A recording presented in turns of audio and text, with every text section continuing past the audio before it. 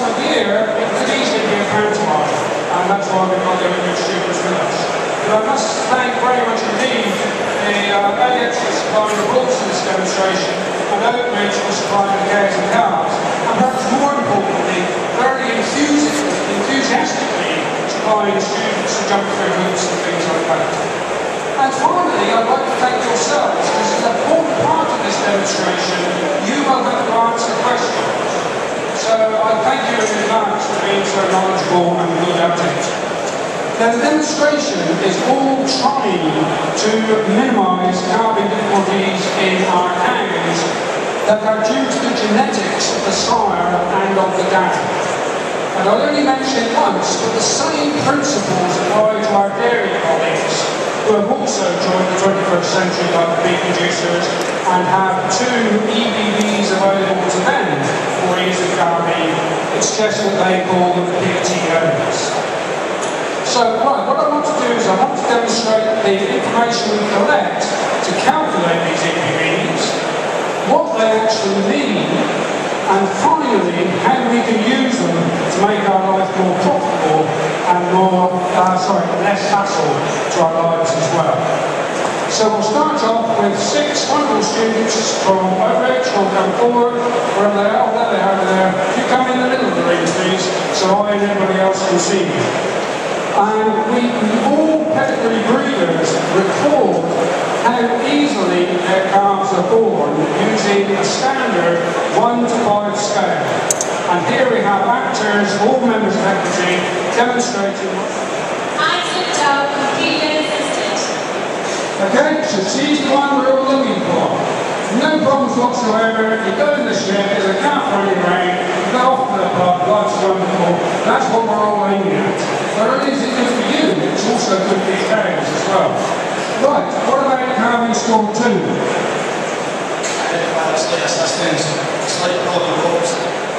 Okay, not too much of a problem. I didn't get too dirty, certainly didn't break sweat, but she did need that little bit extra just to make sure everything was okay. Now we're getting into the big nasty boys bit by bit, so number 3.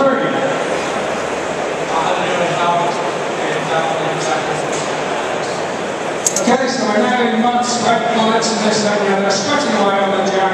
Yours knackered by the time we've got the calf out, the calf is itself, and that's no good to either of you. And we're now going 1 step forward, or up the scale to calving score 4. Okay, so now you've given up, you pull out the bed, and with his mumbo jumbo wizardry, all bets are, he manages to get the calf out without anything too serious. You've still got to pay him and put up with this conversation. And finally, the one we're really trying to get rid of is number 5. I can't say as it is here. Okay, so the next one is knife out, blood and guts everywhere, all the hassle once is there. And on top of that, you've got to pay for that to do it. And finally, if the calf dies, you've got to pay somebody to take the damn thing away. So he's the one we really want to avoid. Now, for those of you who are still awake, you'll heard me say it's the 5-point scale, and we have number 6 here. Can we stay ready at the moment? Okay, and why have we got number 6? Well, there's 2 different groups of people producing EBVs for beef breeds in this country. The first is the British system, which is run by Civet, and the other is the Australian system run by Breed Plan. And Breed Plan had a calving score number 6, which is lost my kids as an abnormal birth. okay, abnormal births. That's what number 6 is. And basically, abnormal presentations, breaches and things like this have relatively little genetic consequence. So what we're trying to do is to not penalise the bull too heavily if occasionally when it's cast as an abnormal presentation. So thanks very much indeed. So that's the scores we use that go into the computer, and computers like computers quiz away, take other bits and pieces into the computer legislation, make them perfect, and then produce 2 Calvinese EBVs. The first has been around for a long time and is called Calvinese Direct. And if we can have him in the middle of the ring, or to me in any case. And one of the calves that will come out for his brother, whoever is coming, okay? This is your first question. Okay? How does he, assuming he's the sire of that calf, how does he influence how easily that calf is born? Would you call yourself a professional agriculturalist? How can he might even do it through AI. How can he influence how easily his calves are born? Now we should have some students from here with very loud voices who will shout out. Well, now students, they've got weird voices, they're not half cut at the moment. Okay, the only way he can influence his calf is influencing the size, shape, muscularity, size of the head, shoulders of that calf. And that effect on how easily his calves will be born, we call RBEs direct, EBVs. And I'm assuming that this bull represents the top 5% of the breed in terms of Carbonese direct. So if we have a student out for Carbonese direct, the red student at the top one, that's you, the top. But then at the moment, for the Aberdeen Angus breed, which these obviously are, the top 5% of bulls have an EBV for Carbonese direct of plus 3.8. That means less of their calves will require assistance when they're born. Okay, so that's this bull here. If you can go back and stand over there with his EBV, he's the good bull. I've taken him from the top 5% of the breed. This is the bad boy, theoretically, because remember it's a phantom. At the bottom of the breed, his EBV that's used is for the bottom of the breed in terms of EBV direct is minus 9.5. More of his calves will require assistance. He's going to throw calves with heavier birth, big things, heavy muscle, big heads, heavy shoulders, and give us more calving difficulties. Right, I will give you one last chance to answer the question, but so far you've been pretty peaceful. How much of his genes will he pass on to his calves? I believe, oh well done, yes, we had a flash up there, it's not the auction really, of 50%. I assume that's what the flash meant. And yes, he passes half of his genes onto his calves. And because EBVs measure the genetics of this individual bull, we have to halve his EBV direct if we want to know the influence it's going to have on his calf. So when you halve your EBV, please. So his contribution to how easily that calf will be born is positive, and it's positive 1.9. Exactly the same for the difficult calf you've got over here. 50% of his genes will go into his progeny, so his contribution is half of what it was, which is now minus 4.9. Okay, now if the bull only contributes half of his genes to the calf, where does he get the other half from?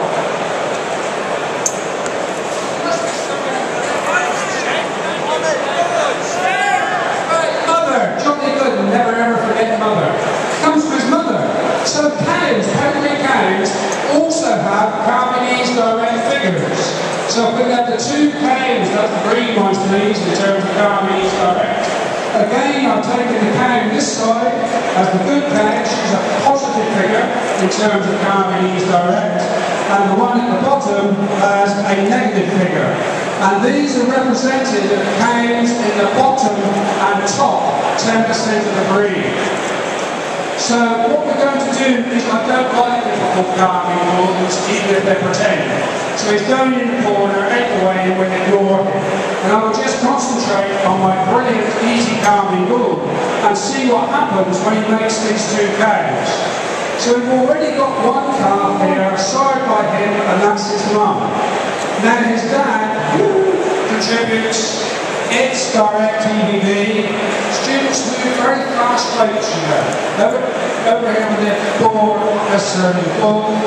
Okay, so that's the bull seaman coming over in a slow roundabout way. It makes one down there, I can see, doesn't it? But there you are. That's the contribution from the bull. We now have the contribution from the mother. Okay? And have you not turned yours over? No, we didn't have the KTVs. However I abuse students, they're still more sensible than I am. You did remember Martha's EBV. And to get those two together, we should have a blackboard which says we might expect that calf, out of that mating difficult cow and a good bull to be born reasonably easily. Sorry, it's a good cow and a good bull to be born reasonably easily at a figure of plus 3.2. Okay, so if you take that calf away, please, to take a good cow and bring the calf out from the bull cow. Again, the bull is sending his semen over post-haste, and here it comes with his Carbonese direct of plus 1.9. We have the cow's Carbonese direct that this student hasn't remembered to have. We go now, there we go. And that's what we end up with. If you add those two together, the black bull, wherever he is, comes across and says that we might expect that calf to be born with more difficulty compared with the calf out of the good cow. All very straightforward, all hinging around the calf. But is there any other way in which cows influence how easily they give birth? And this is really advanced stuff for you, so I will let you draw your own conclusion by bringing out the next team from Oakridge, the hula hoop team. And for this, we actually selected a very strong student, because when he gets here, he'll walk very fast, but he's strong. You can see he's holding up in the air two cows with different pelvic areas. Okay, the pelvis is the bone here, well I suppose we eat the cow, don't we? The bone on the cow, the hips of the cow, through which the calf has to be born. And so two different cows here, one up in the area with a large pelvic area, one with a very small pelvic area. And with an extremely well-bred high-blooded calf here, who's now going to demonstrate the importance of having a good pelvic area in the cow if we're going to be born easily. We couldn't afford the drum roll, so you have to do your own. We'll start off with easy calving cow with a large pelvic area. And here he goes. A bit more wheat picks, it would have been perfect. Unassisted, frisky as anything, no problems to man or beast. But now he will try it in a cow with a small pelvic area.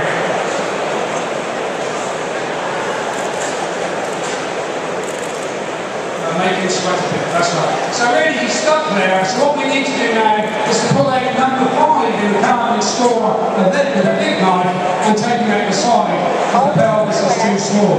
But it's not only the area of the pelvis which the cow is the way the cow influences how easily she could birth. It's many other things, including the angle of the pelvis. At the moment, this large pelvis has got a big hole in the middle of it. But if I slope it like that, the size of the hole decreases quite considerably and makes it difficult for our prime calf to jump dead out.